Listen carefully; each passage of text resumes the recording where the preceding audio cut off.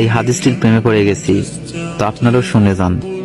আপনি যখন নিজের ঘরে নীরবে কান্না করবেন, আল্লাহ তখন ফেরেশতাদের উদ্দেশ্য করে বলেন, কোন জিনিস আমার এই বান্দার চোখে পানি আনলো? ফেরেশতাগণ বলেন, আপনার বান্দা সুখে নেই, আপনার বান্দা অনেকদিন হাসেনি। এই বলে ফেরেশতাগণ কান্না করতে থাকেন এবং আল্লাহকে বলেন, হে আমার রব, আপনি তো জানেন আপনার এই বান্দার হৃদয়ে কি রয়েছে, অতএব আপনি তার জন্য সবকিছু সহজ করে দিন। আল্লাহ বলেন, আমার এই বান্দা এমন কিছু জীবন থেকে হারিয়ে ফেলেছে যে সে অধিক ভালোবেসেছিল।